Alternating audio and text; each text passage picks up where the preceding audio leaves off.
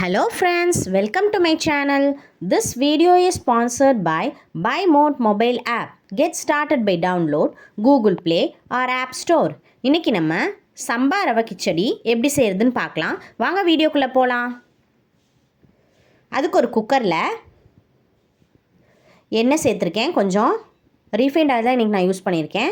எண்ணெய் காஞ்சதும் அதில் கொஞ்சமாக சோம்பு ஆட் பண்ணிக்கலாம். 2 பச்சை மிளகாயை 2 துண்டாக வெட்டி அதையும் உள்ளே சேர்த்துருக்கேன்.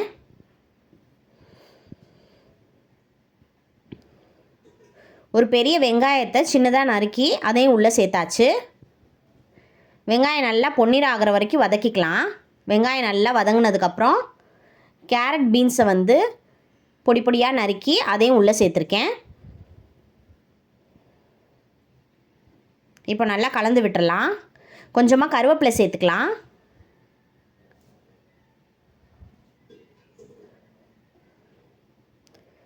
இப்போது ஒரு சின்ன தக்காளி ரஃபாக சாப் பண்ணி அதையும் உள்ளே சேர்த்துருக்கேன்.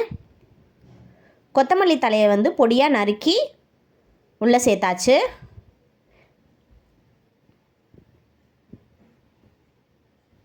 இப்போ 1.5 டம்ளர் நான் சம்பா ரவை எடுத்திருக்கேன்.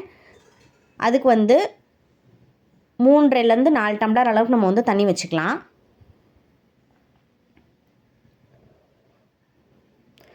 இப்போது நல்லா கொதி வர ஆரம்பிச்சிருச்சு.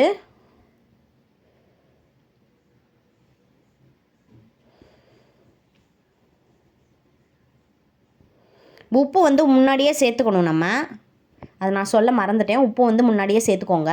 வெங்காயம் வதங்கினதுக்கப்புறம் உப்பு சேர்த்துக்கோங்க.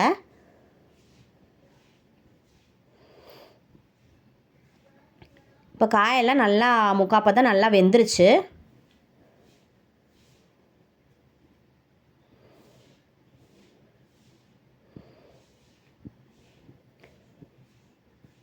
நார்மல் நம்ம ரவையை சேர்த்து செய்கிறப்ப அது ஒரு டேஸ்ட்டு நல்லாயிருக்கும்.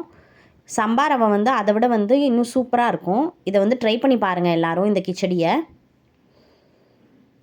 எப்படி இருந்துச்சுன்னு கீழே கமெண்ட்டில் சொல்லுங்கள்.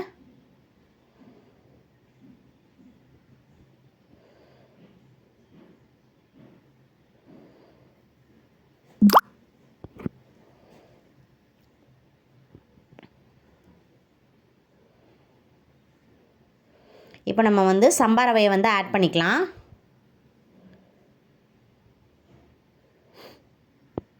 நான் இந்த சம்பா ரவையை டிமார்ட்டில் வாங்கினேன் லூஸில். ரொம்ப நல்லா இருக்குது. ரேட்டும் அங்கே கொஞ்சம் கம்மியாக இருக்கும் டிமார்ட்டில். ஸோ நீங்கள் மொத்தமாக வாங்கி வச்சுக்கலாம்.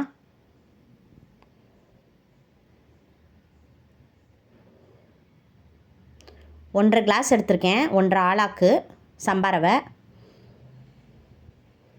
இப்போ நல்லா கலந்து விட்டுட்டு உப்பு செக் பண்ணிக்கலாம். கொஞ்சம் பத்தலை ஆட் பண்ணிக்கலாம்.